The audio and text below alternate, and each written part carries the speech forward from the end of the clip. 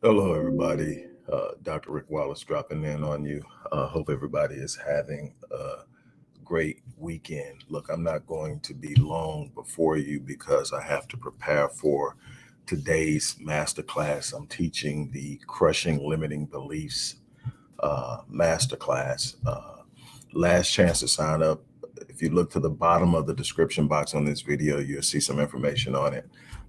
If you're really looking to do something special, you're looking to change the trajectory of your life, you're looking to break through some barriers, you want to be in this class, you'll see some of the benefits of being in the class listed below. But that's not why I'm here. I'm going to be as brief as I can, but I want to talk to you about something that's extremely important. We always talk about Black empowerment. We talk about Black liberation. We talk about it as if we are locked in and progressively moving toward it. We talk about it with ignorance of our current state of affairs, and it is costing us deeply. As an expert in the field of human behavior, long ago I decided to use my studies and my awareness of human behavior to gain an understanding of the African American reality and plight as far as our uh, psychology, as far as our mental health, as far as our thought processes and our behaviors, because all of those things are connected. And I wanted to find out why we behaved a certain way, why certain things were happening, why certain parts of our groups uh, had short life expectancies, especially Black men, outside of the violence. What else was going on? Outside of poor eating habits, there was still something else going on. And so um, I understood the influence of psychosomatics is mind and body. Um, I understood psychosomatics. And so I also, in an, an attempt to gain an understanding and to validate or invalidate the idea of multi generational trauma, um, I started studying epigenetics, which I actually came across in studying the processes of healing for the Jews who were victims of the Holocaust, the Jewish Holocaust in the 30s. And so I came across epigenetics and I began to study it and I began to understand the influence of epigenetics in the uh, perpetuation of trauma by way of genetically passing it down. But I also found out that there were environmental influences that had an epigenetic impact and that it had an influence on overall human health. Well, right now we are in the middle of a very intensified mental health crisis in Black America. We are seeing a spike in suicides among young Black males and young Black females. We are now leading in two statistical categories that should absolutely um, send up the alarms: ages 10 to 13 and ages 5 to 11. And that's predominantly female. Young baby girls are killing themselves. And we are leading in that statistical category for the first time ever. And we need to have some answers to why, but we more importantly need to have solutions on how to deal with this. Now, when we talk about epigenetics, what we're talking about are uh, the mechanisms and movements above genetic makeup. So, in essence, you can have epigenetic influences that don't necessarily interfere with DNA coding, but they have an impact on genetic performance. So, in other words, what we found is that you can literally pass down genetic tags that are associated with trauma by way of procreation. In other words, you take 23 chromosomes from a female, 23 chromosomes from a male, you procreate, you create an offspring, and those 23 chromosomes from each become 46 chromosomes, and they can possess genetic tags that have traumatic experiences embedded in them. We learned this from studying people from the Jewish Holocaust who had grandchildren who were not even born during the Holocaust having dreams about the Holocaust. And so we get to study and we get to find out that it's pretty astounding. What I actually found out in studying it, looking for how it was connected to the passing down of trauma, I also came to find out that it had an impact on other things such as cancer, diabetes, um, autoimmune diseases and illnesses. In other words, environmental influences have the ability to upregulate disease genes. So, in essence, you have these genes, everyone has them. Whether or not they are active is dependent upon a number of different things. One of the most prevalent influences is hostile, stressful environments. In other words, the more hostile the environment, the more likely are you to get sick over time. Now we understand that there's this thing that's also connected to epigenetics called adverse childhood experiences. I've explained this before. Adverse childhood experiences are childhood experiences that have a negative impact on the human psyche, the emotional development, and other mechanisms that deal with overall paradigm development and experience. So what happens in the adverse childhood? What are some adverse childhood experiences? Some of the most common are separation between the parents, hostility between parents, domestic violence between parents, parents being addicted to controlled substances, including alcohol, parents becoming incarcerated, feeling neglected, feeling emotionally abused, physically abused, sexually abused. Some of the main ones. Each one of those I named is a point. Considered in itself an ACE, an adverse childhood experience. When you get to 3 and 4 adverse childhood experiences, now you're talking about long-term life implications.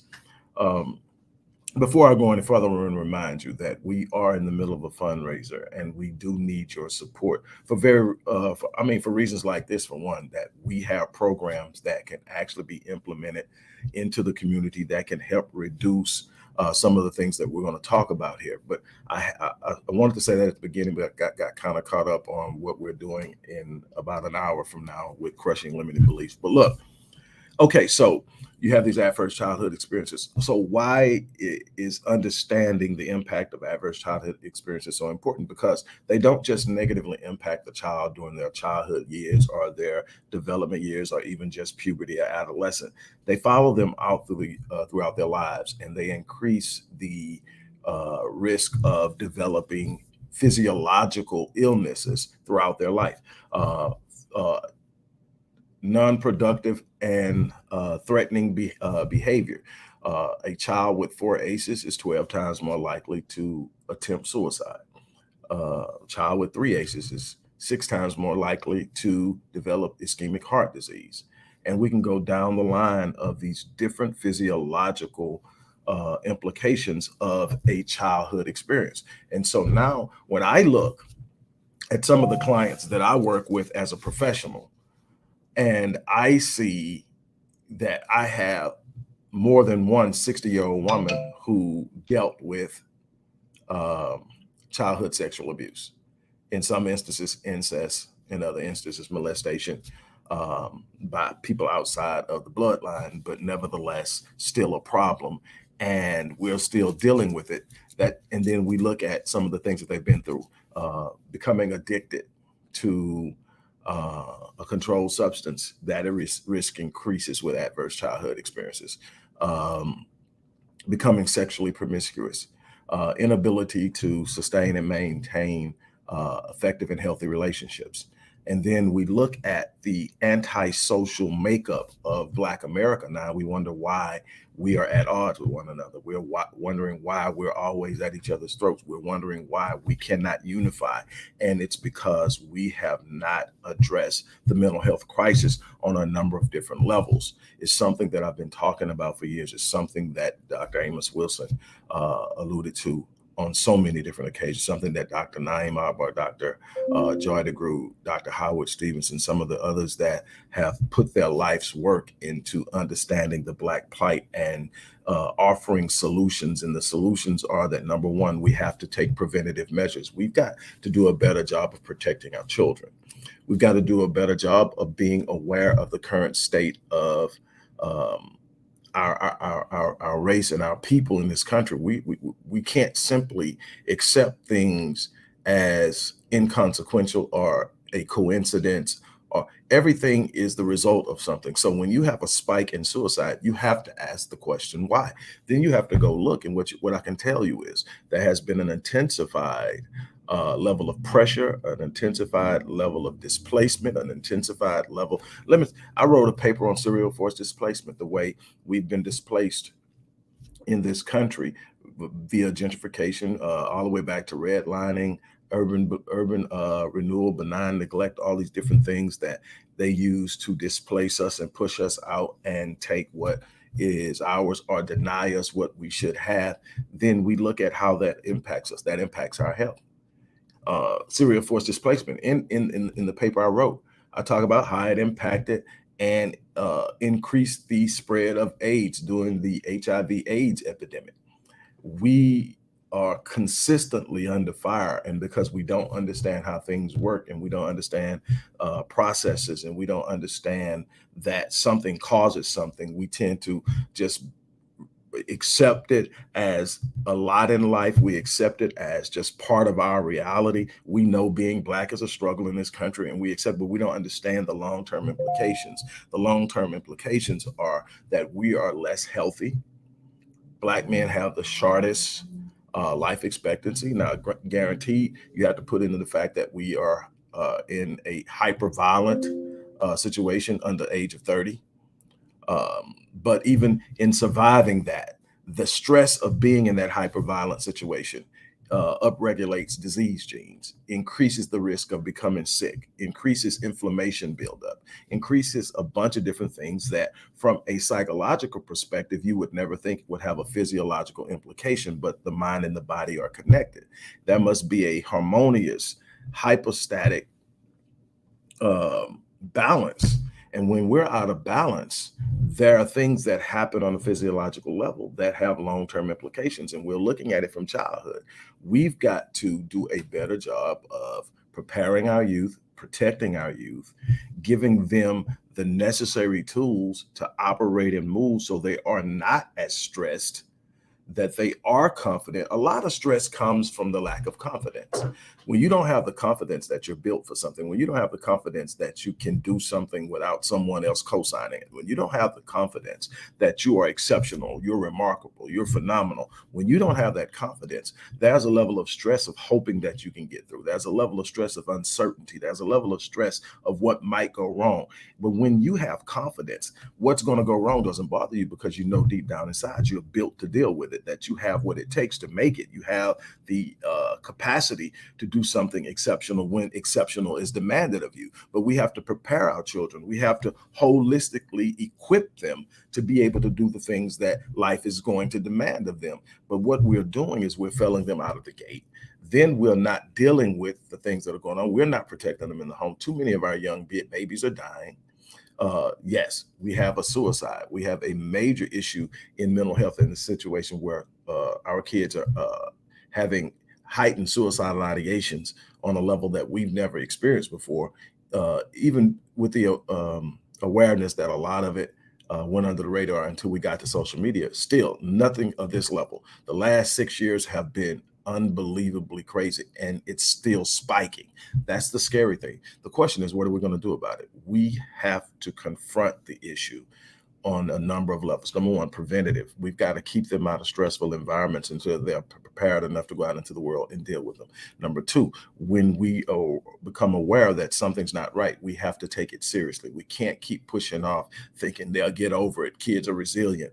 The thing is, the way kids are now, with the mechanisms and the access to social media and the ability to use social media, and social media now has become so influential in the development of one's self-esteem and how one sees themselves. Everybody's trying to achieve a certain image. Everybody's trying to achieve a certain level of acceptability. Everybody's trying to get a certain number of likes. Everybody's trying to get that validation from online. And when it does not come, or even worse, when someone comes back with a negative response and attacks, we're not prepared mentally, emotionally, psychologically to deal with it. And so it breaks our self-esteem down. And it's only so low that yourself, it attacks, it breaks down the self-image, which negatively impacts self-esteem and self-confidence.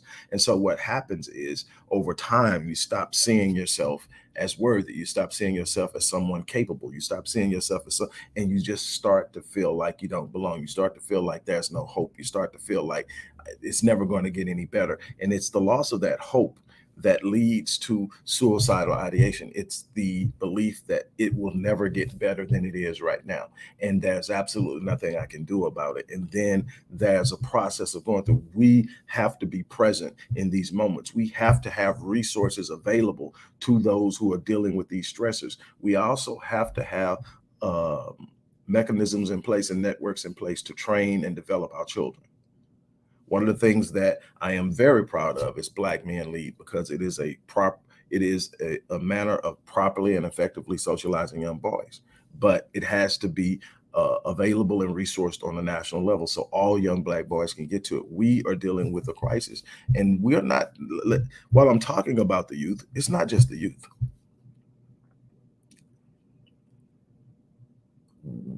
Black women don't look at so many of the things they deal with physiologically as being the result of heightened stress, when actually so much of it is.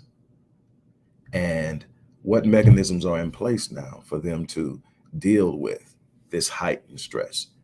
I mean, many of the cancers that they're having are directly associated with environmental stress, environmental antagonism, the job, family life, worries about a future that aren't being adequately addressed and properly assessed. Number one, we aren't functioning as a unit.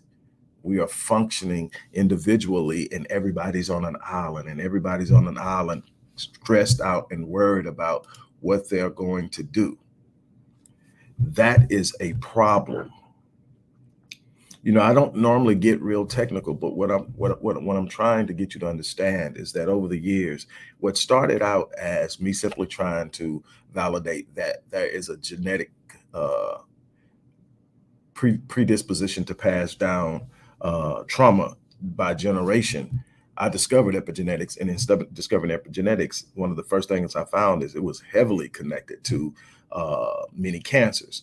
I wrote papers on it and was actually invited to Frankfurt, Germany to speak on epigenetics and cancer. Now, this isn't anything I actually got involved to do. I was just trying to find out how my people were being impacted genetically by the trauma we had experienced. And what you have to understand also is that in our experiencing this trauma, you got to understand that the original slave that arrived in somewhere around 1619, they went through a very stressful process of having their values, their interests, their principles ripped away, their names ripped away, their spiritual practices ripped away, being taken from their home, being given new names, being so many things done to extract them from the things they connected to the power of being themselves.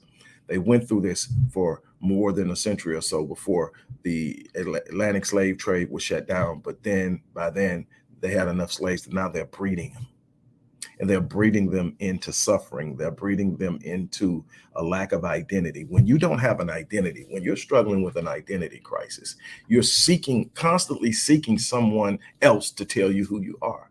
That's what's happening with our children, is that there's no consistency in the message of who we are.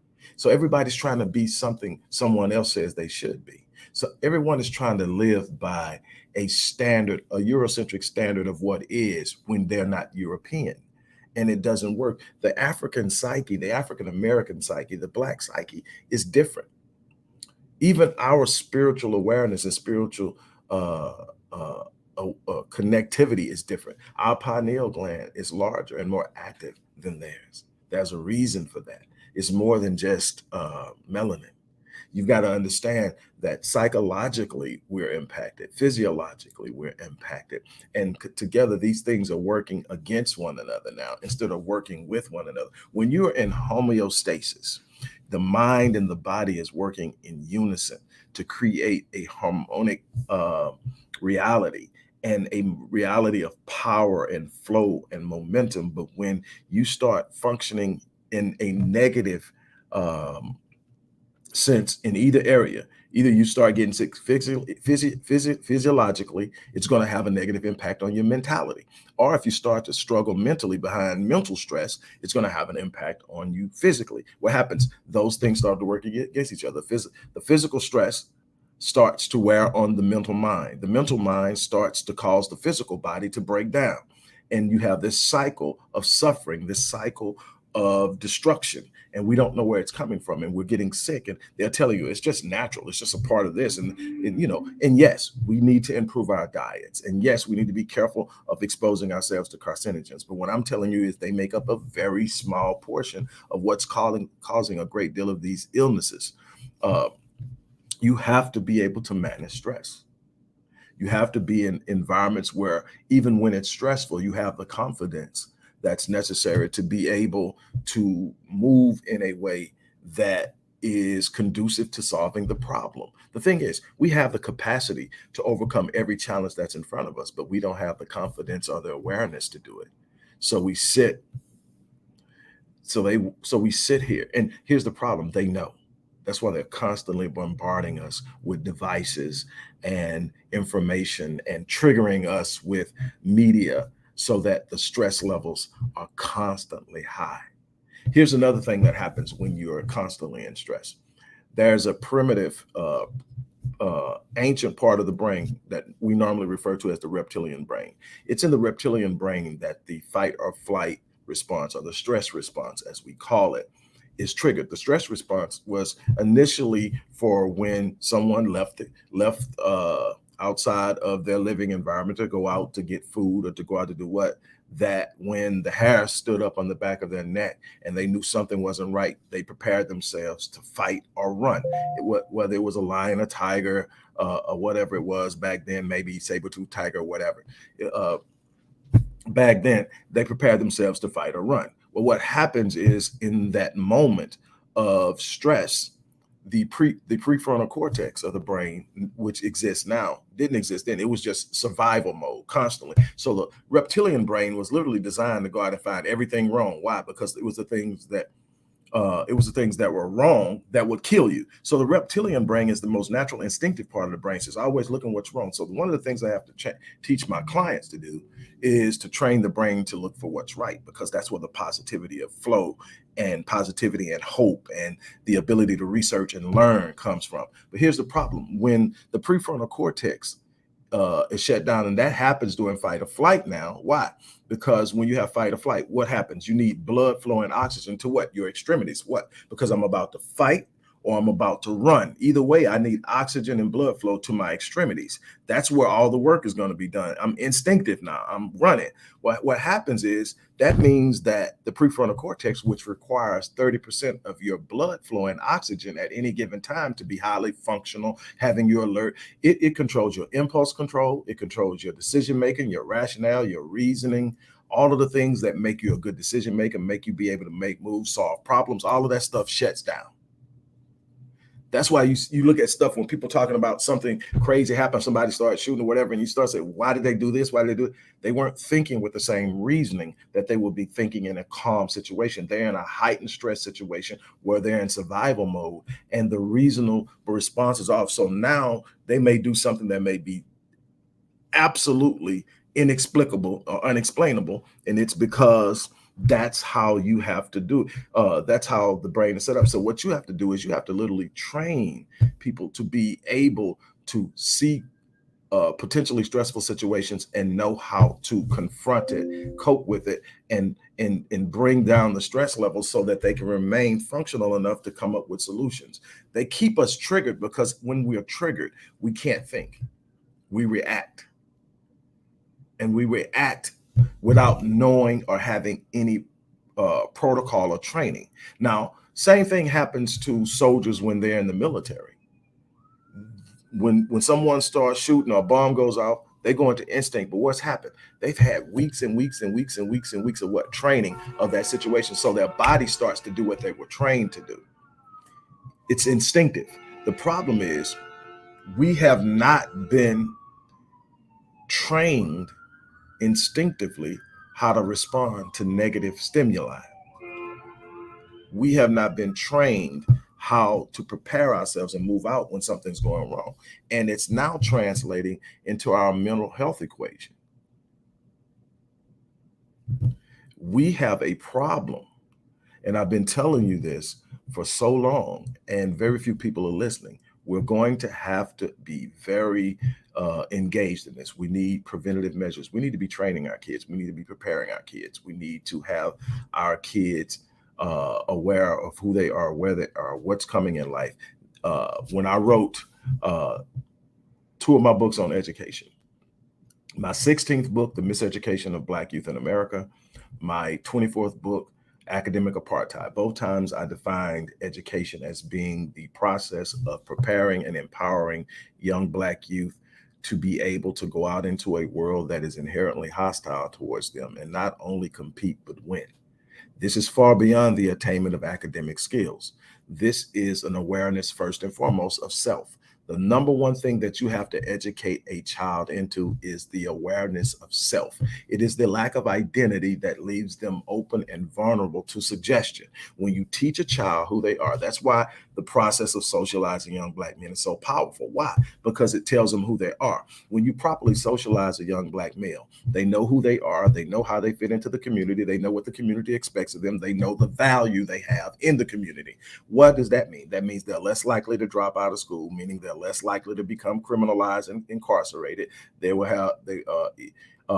less likely to be underpaid, underemployed. They will more likely be business owners. They will be less likely to commit violence. They will be less likely to be domestically violent or commit intimate partner violence or intimate partner homicide. This is proven. This is studied for years. It is what I built my program, Black Men Lead On. But you have to understand, in order for them to be there, they have to be prepared. Same thing with our young girls. You got to let them know who they are.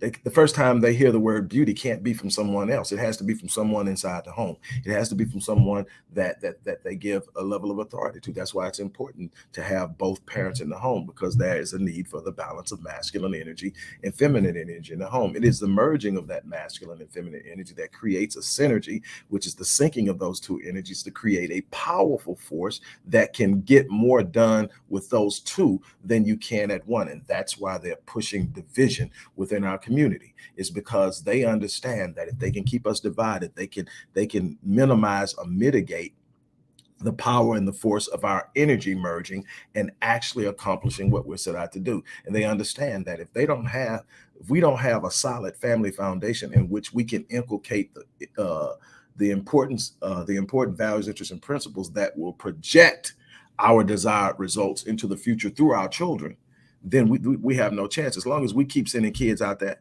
unprepared, they win. They win. We're not thinking the long game. We're constantly reacting. We're constantly falling short. It is now time that we stand up. It is now time that we take action. I cannot stress this enough.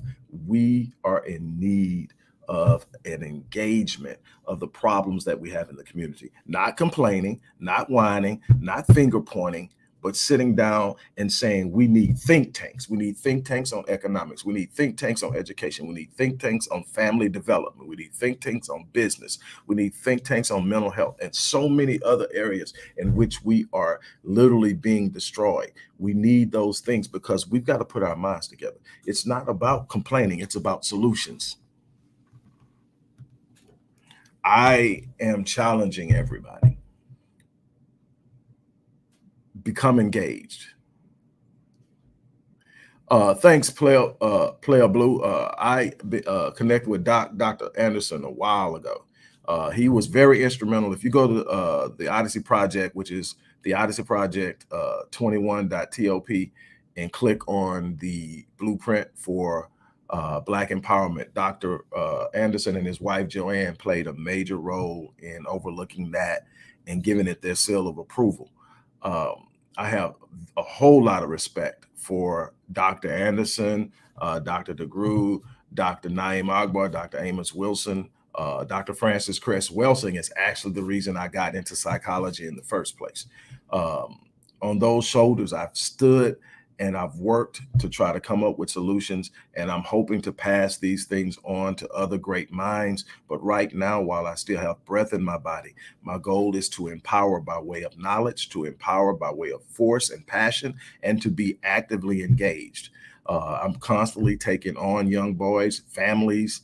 Like I said, I have women in their 60s. I have men in their 50s that are going through things that weren't addressed in childhood, that happened to them in childhood, wasn't addressed, and led to all kind of destructive behavior throughout their lives, health issues, and so many more, and weren't dealt with. And we can do something about that. I have to get off because I have this class I've got to teach in about a little less than 40 minutes, and I need to be prepared for it. But I had to come share that with you.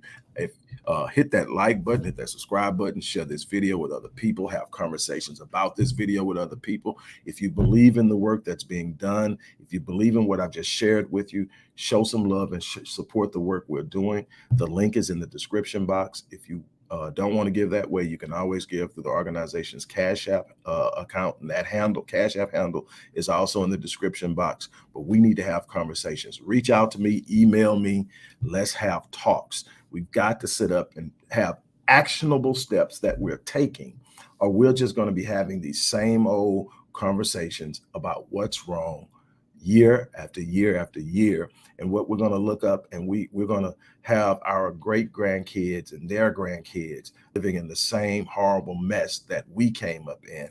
And that's not why we're here. We're here to make a difference. We're here to put our imprint on the world. We're here to pave a way for our progeny who follow us to come behind us and do exceptional and extraordinary things. But we cannot expect that of them if we don't protect them. We can't expect that of them if we don't prepare them. We can't expect that of them if we're not constantly to the grind. We get so caught up in their world that when some of us experience success at a certain level, we think we've made it and we put down the torch. We forget about the millions that are back there that didn't get through the gate, who couldn't squeeze through the gate, who couldn't figure out a way to get around the obstacle. They're still our responsibility. They're still our people. And we have a responsibility to be able to influence their lives, because they should have the same hope. They should have the same opportunity. I said this before, and then I'll be done. I said this probably about 10 years ago. As long as I remain an anomaly amongst my people, and the vast majority of my people aren't experiencing the same level of success and freedom that I experience, then my work isn't done. There's still much work to be done. And that's where I am now. So I am challenging you. If you believe in the work I'm doing, join in, find somebody, and if not, find somebody you believe in. But you got to be engaged. Sitting back and watching from the sideline is no longer an option. Absolutely not. I'm off from here. You guys have an unbelievable day, and I will check in on you maybe tomorrow, but definitely Monday. I'm out.